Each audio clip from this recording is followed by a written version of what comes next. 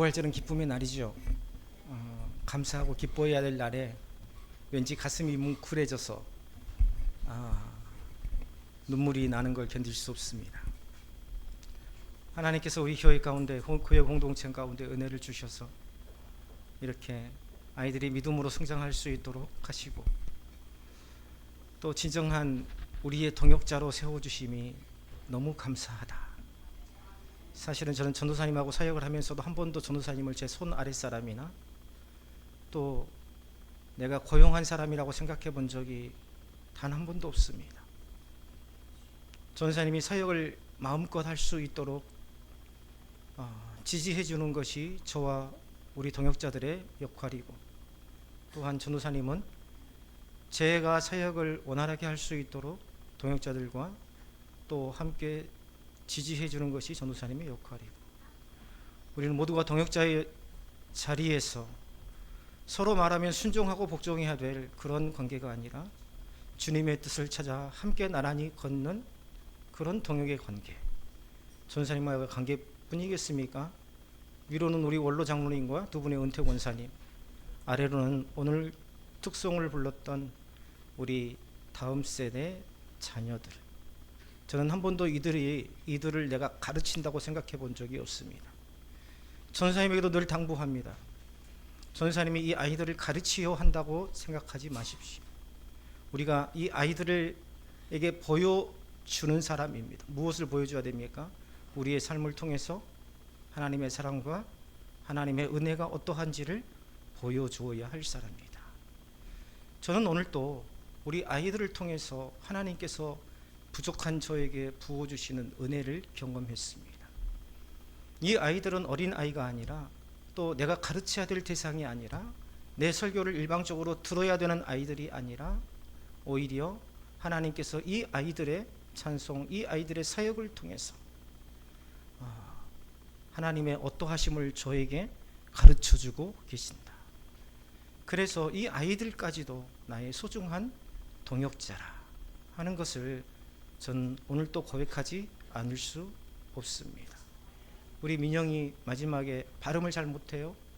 하지만 하나님 앞에 열심으로 찬양을 하고, 오늘 또 다리를 다쳐서 깁스를 했지만 앉아서라도 찬양하겠다. 그리고 나중에는 일어서서 찬양을 하더라고요. 발에 통증이 있을 테지만. 그리고 피아노로, 드럼으로 하나님 앞에 영광 돌리는 모습을 보고 얼마나 감사하고 감격스러운지. 우리 김예림, 김태용 집사님은 하나님께서 미국에서 살길을 열어주시기를 기도하고 있습니다. 영국에서 오랫동안 사셨던 분들이기 때문에.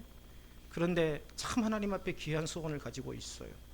우리 아이들, 우리 교회 공동체에 속한 아이들뿐만 아니라 이 땅의 아이들을 미국 땅에서 초청해서 그 아이들이 마음껏 호연지기를 그 미국 땅에서 길러갈 수 있도록 그 터전을 마련하겠다라는 그 소망을 가지고 있습니다. 사실 오늘 꽃을 준비했습니다. 3명의 아이들을 위한 게 아닙니다. 이들을 나의 소중한 동역자로 지금까지 건강하게 키워주시고 하나님의 일꾼으로 세워지게 하시고, 장차 나라와 민족을 위해서 세계 가운데에 그리스도의 영광을 펼쳐낼 그 자녀로 지금까지 키워주시고 세례를 받게 하신 그 부모님들께 너무 감사한 마음이 드는 거예요. 우리가 키워낸 게 아니라, 우리가 교육시킨 게 아니라 하나님께서 이들을 세우시고 어려서부터 가정에서 부모의 기도를 통해서 지금까지 오게 하셨다. 그래서 전도사님과 제가 교육자로서, 목회자로서, 사역자로서 누구보다 귀하지 않습니까? 참 목회하다 보면 힘든 일이 굉장히 많습니다.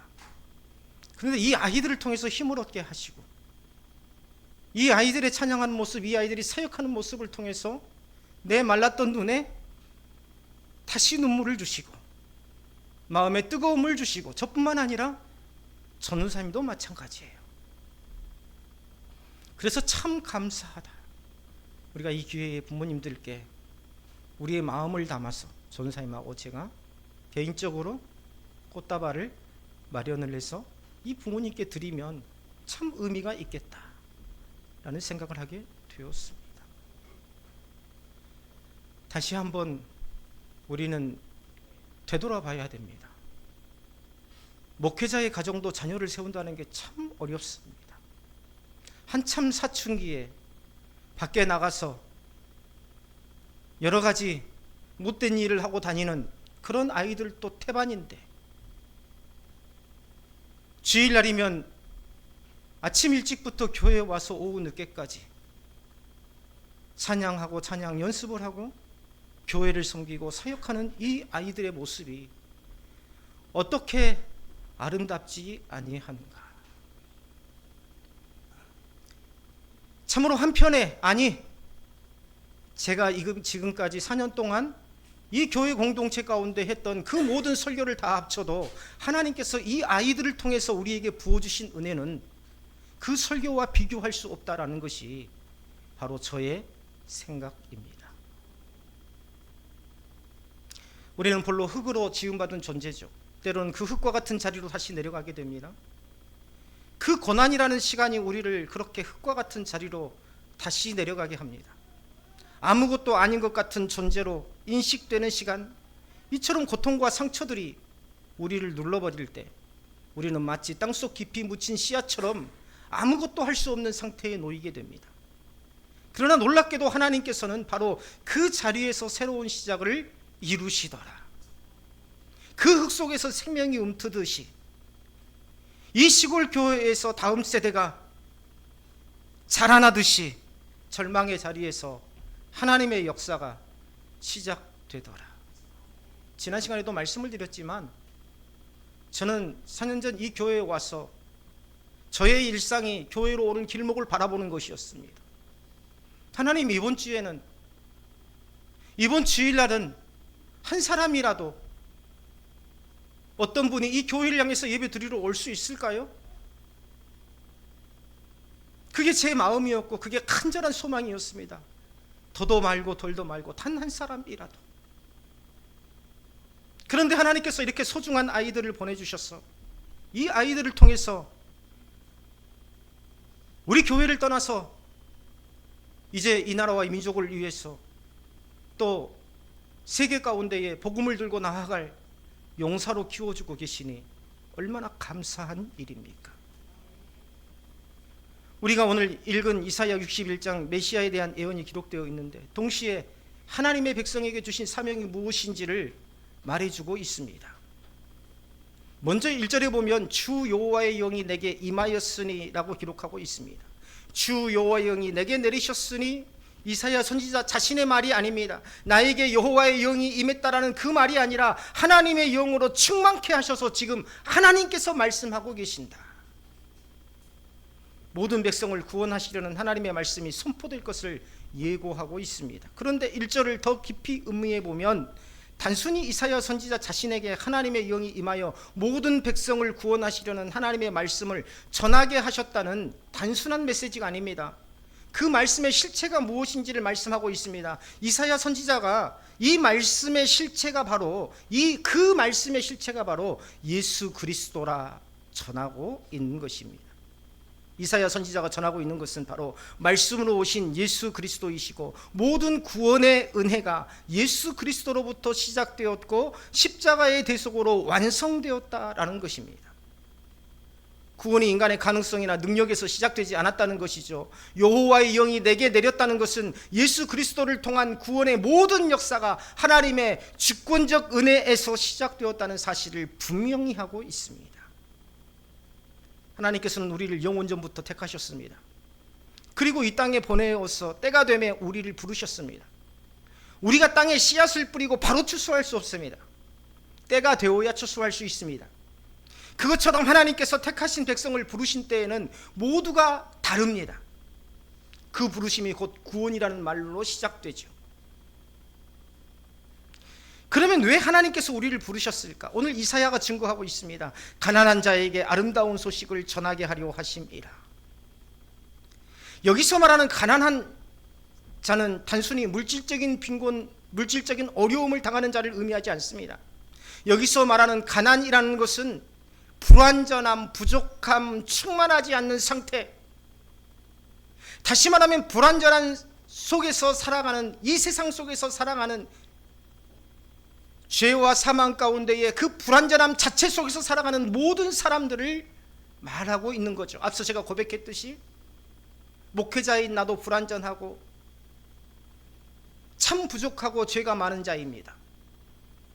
그런데 하나님께서는 이 아이들을 통해서 내게 힘을 얻게 하시고 다시금 목회의 방향을 확인하게 하시고 내 속에 다시 하나님의 영으로 충만케 해주셨더라. 여기서 말하는 가난이라는 것은 영적인 가난입니다.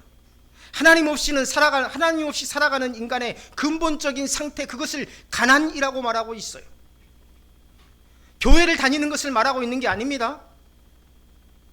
본질적으로 교회 건물 안에 있는 것과 십자가에 달리신 예수 그리스도를 나의 구주로 믿고 신앙생활하는 것은 근본적으로 다른 문제이기 때문입니다. 우리는 모두 하나님 앞에 가난한 자입니다. 아무것도 내세울 게 없고 스스로 구원할 능력이 없는 존재. 하나님께서는 우리를 부르신 이유에 대해서 그 가난한 자에게 아름다운 소식을, 곧 복음을 전하게 하려 하신 것이라고 증거합니다. 아름다운 소식, 복음을 전하도록 부르셨다고 하니까 매일 전도지를 들고 밖에 나가서 전도하고 매일 교회에 와서 헌신하고 봉사라는 말씀이 아닙니다. 내 삶을 버려두고 교회에 와서 봉사하고 매일매일 교회에 와서 헌신하는 것, 그거 바람직한 신앙 아닙니다. 잘못된 신앙입니다. 치우친 신앙입니다. 복음은 입술로 전해지는 것이 아닙니다. 우리의 삶을 통해서 증거될 수 있습니다. 다시 말하면 우리의 삶이 복음을 전하는 가장 소중하고 아름다운 통로여야 합니다. 하나님의 백성다운 삶, 그리스도의 제자로서의 삶, 하나님의 뜻을 자신의 삶과 가정 안에서 이루어가는 삶이야말로 복음을 전하는 최고의 방법이고 부름받은 자로서의 합당한 삶이더라. 그래서 우리는 고민해야 돼요. 고민해야 됩니다. 내 삶을 어떻게 세울 것인가? 내 자녀를 어떻게 믿음으로 세울 것인가? 남의 자식 세례받는 거 나하고 무슨 상관이야? 그게 아니에요. 이 아이 한 사람이 하나님 앞에 세워지고, 세례라는 것은요, 주의 만찬과 함께 교회에서 가장 큰 예식입니다. 교회에서 가장 큰 예식이, 교회 법에서는 중직자를 세우고 권사를 세우고 장로를 세우는 일이 아니에요. 교회에서 가장 큰 예식 두 가지는 주의 만찬, 성찬과 바로 세례입니다. 왜요?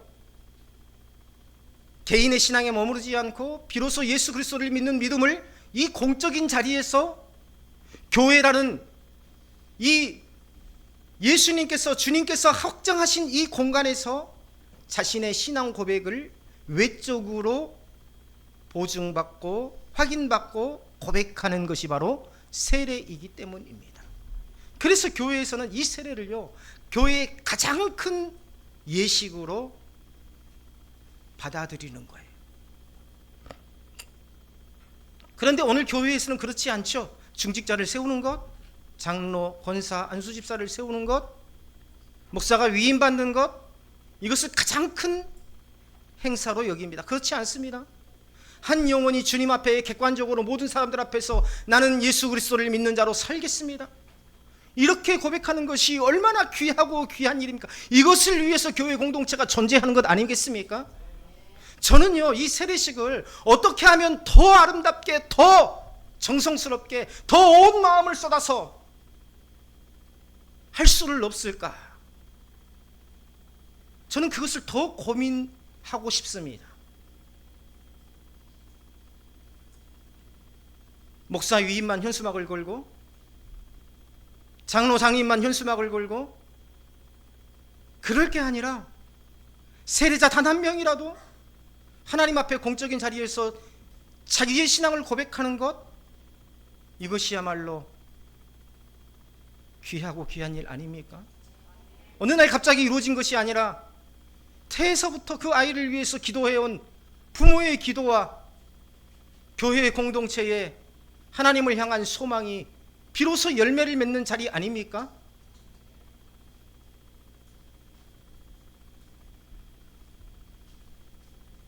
우리는 그런데 잘못 알고 있어요.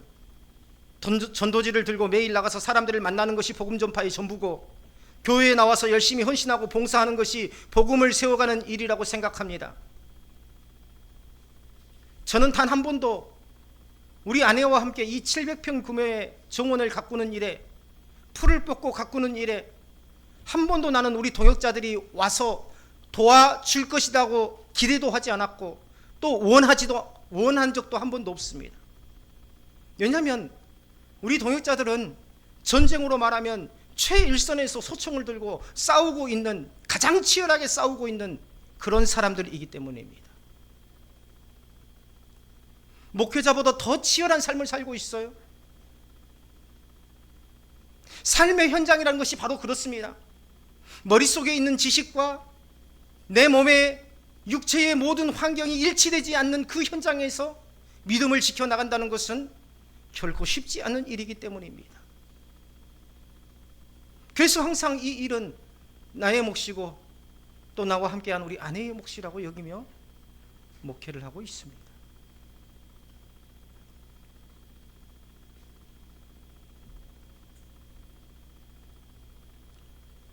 오늘 한국교회가 숫자적인 부흥을 위해서 그러한 교육을 해왔습니다. 하지만 그게 아니에요.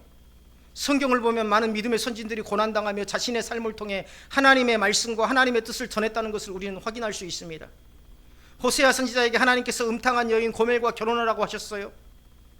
도대체 인간적으로 보면 이해가 안 되죠. 왜 그런 여인과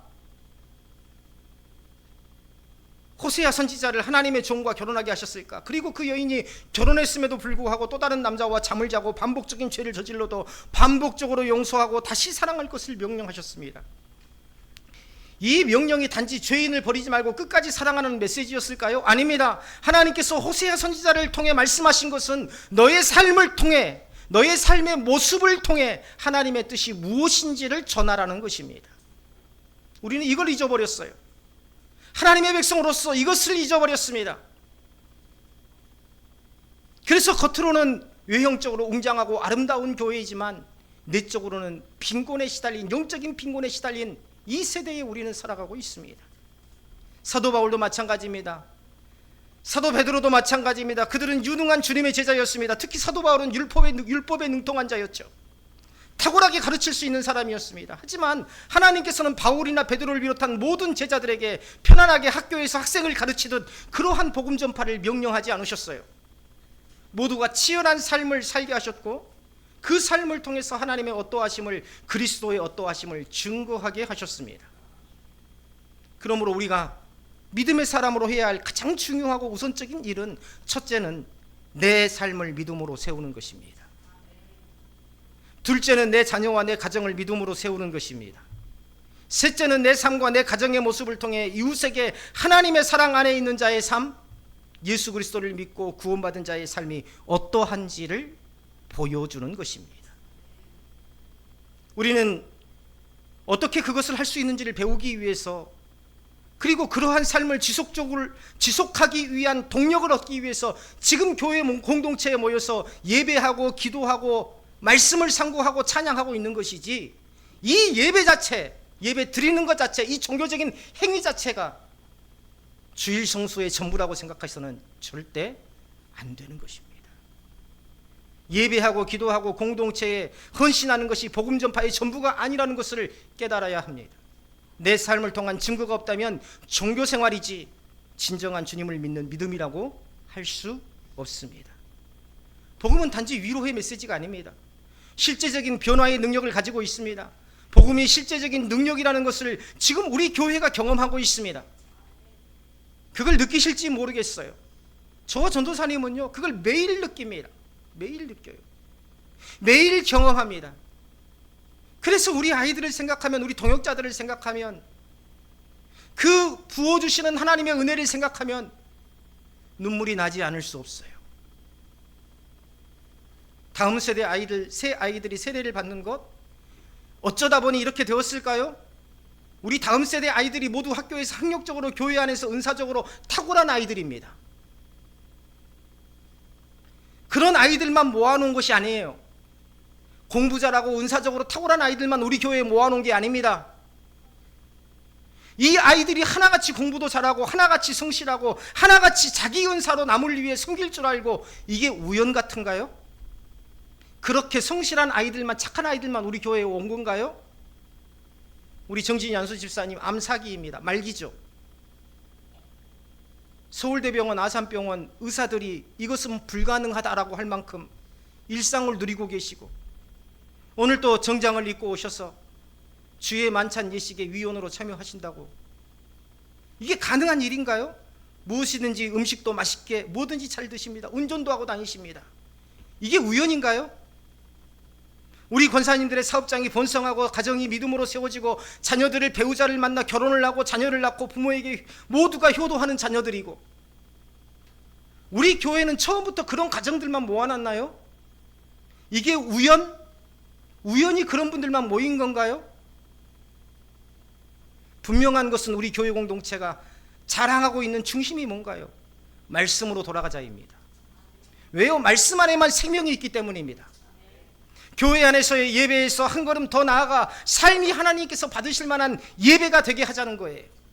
저는 개인적으로 하나님께서 이것을 기쁘시게 보고 그렇게 역사하고 계신 것이라고 볼 수 있습니다.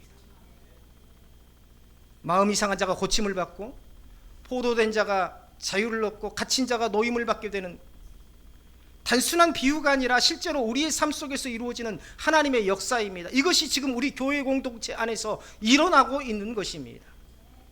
한참 사춘기에 있는 아이들이 이렇게 예배의 가장 앞자리에 앉아서 예배하며, 어떤 아이는 피아노로, 어떤 아이는 드럼으로, 바이올린으로, 보컬로 주님을 찬양하고 예배자로 직접 헌신하는 일이, 이게 평범한 일인 것 같나요? 이것은 하나님께서 우리에게 주신, 우리 교회 공동체에 부어주시는 특별한 은혜입니다. 이것을 은혜로 받지 못하면 우리에게 무슨 소망이 있겠습니까? 우리는 종종 자신의 상태를 너무 깊은 어둠 속에 있는 것처럼 느낄 때가 있습니다. 상처는 쉽게 아물지 않고 억눌림은 쉽게 풀리지 않으며 삶의 무게는 점점 더 무겁게 느껴집니다. 어쩌다가 다른 데에서 신앙생활 하시다가 오신 분들을 보면 저는 그런 걸 느껴요. 참 마음이 어둡고 얼굴이 어둡고 참 이 막막함 가운데에 힘들게 계셨구나. 그러나 61장은, 이사야 61장은 그 모든 상태를 하나님의 은혜가 어떻게 변화시키는지를 분명히 보여줍니다. 탁월한 목사의 설교가 변화시키는 게 아니에요. 교회의 분위기가 사람을 변화시키는 게 아닙니다. 오직 말씀과 동행할 때에 그 사람의 삶의 변화가 일어나는 것입니다. 끊임없이 우리 아이, 저는요 개인적으로 우리 아이들의 삶을 변화시키는 것, 우리 아이들이 사춘기임에도 불구하고 여전히 성실하게 주의 일을 감당하는 것, 학교에서 칭찬받는 아이로 변화되는 것, 다른 것 없다고 생각합니다. 매일매일 말씀을 묵상하잖아요, 우리 아이들이. 어디에서 우리의 능력이 나오겠습니까? 말씀이 아니면 어떻게 그게 가능하겠습니까? 하나님께서는 단순히 상황을 계산하신 분이 아니에요. 우리는요 너무나 작은 소망을 갖지 마세요. 교회에 나오면 잘 된다더라, 교회에 나오면 부자 된다더라, 교회에 나오면 질병이 치료된다. 너무나도 작은 소망입니다.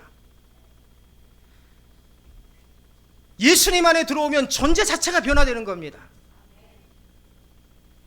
존재를 새롭게 하시는 것입니다. 지금 이사야 선지자가 말하고 있는 게 그거예요. 우리는 말씀을 통해 우리 존재 자체를 변화시키고 계시는 그 하나님의 섭리 속에 있다는 것을 이사야 선지자가 외치고 있는 겁니다. 특별히 3절의 말씀, 이 변화의 깊이를 더욱더 선명하게 드러내죠. 무릇 시온에서 슬퍼하는 자에게 화관을 주어 그 죄를 대신하게 한다. 죄가 뭡니까? 절망과 슬픔의 상징 아닙니까?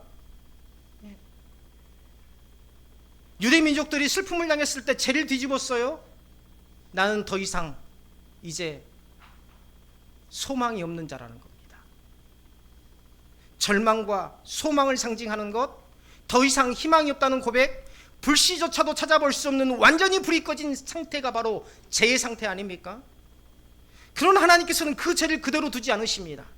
그 대신 화관을 주십니다. 완전한 역전이죠. 하나님의 은혜가 가져오는 전적인 변화입니다. 저는 예수 그리스도의 십자가의 대속을 믿고 부활의 그 소망 가운데로 나오는 자마다 죄와 같은 삶에서 이 화관을 주시는 그 하나님의 놀라운 역사 속으로 들어오게 될 줄로 믿습니다. 슬픔 대신 기쁨의 기름을, 근신 대신 찬송의 옷을 입히신다.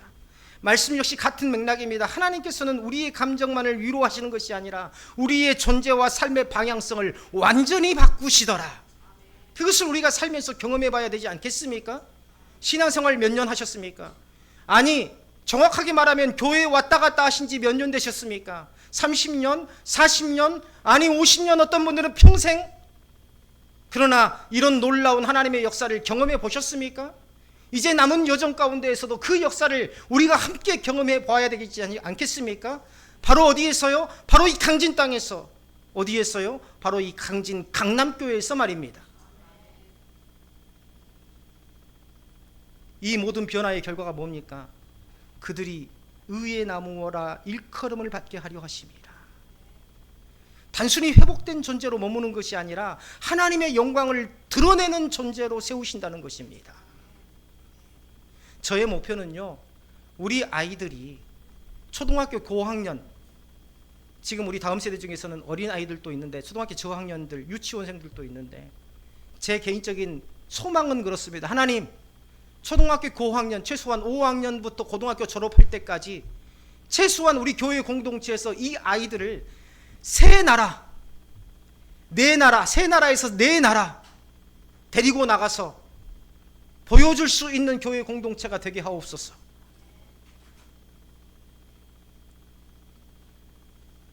저는 그러한 소망을 가지고 있습니다.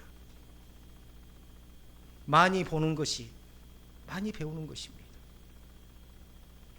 의의 나무라는 표현은 굉장히 깊은 의미를 담고 있죠. 나무는요, 스스로를 위해서 존재하지 않습니다. 열매를 맺고 그늘을 제공하고 생명을 나누는 존재가 나무 아닙니까? 인류 역사에 문화 발전을 이루는 그 기본이 바로 나무입니다. 하나님께서는 우리를 그러한 존재로 세워가신다는 것입니다. 의의 나무. 나만 아는 이기적인 사람이 아니라, 내 인생만 챙기는 의기적인 사람이 아니라, 남을 위해서, 나라와 민족을 위해서, 세계 평화를 위해서, 하나님의 나라를 위해서 헌신하고 기꺼이 자신의 삶을 내어줄 수 있는 그러한 인재로 하나님께서 세우시겠다고 약속하고 계신 것입니다. 오늘 또 우리는 그 길을 위해 서 있습니다. 그리고 하나님께서는 여전히 오늘 부활절에 말씀하십니다. 내가 너를 부르고 너를 세우며 내가 너를 통해 나의 영광을 나타내겠다. 오늘 이 약속을 붙들고 이 캄캄한 흙속과 같은 절망스러운 삶 속에서도 소망을 잃지 말고 끝내 싹을 틔우고 열매를 거두는 삶이 되시기를 주님의 이름으로 축원합니다. 우리 가슴에 손을 얹고 잠깐 기도했으면 좋겠습니다. 하나님, 오늘 이 말씀을 내가 마음에 새겨 넣습니다. 나에게 뜨거움을 주시고 하나님을 향한 소망을 주시고 불어넣어 주시고 이 마지막 생에 하나님의 나라와 복음을 위해서 다시 내가 내 삶을 불태울 수 있도록 인도하여 주옵소서. 우리 다 같이 주님 앞에 간절히 기도하겠습니다.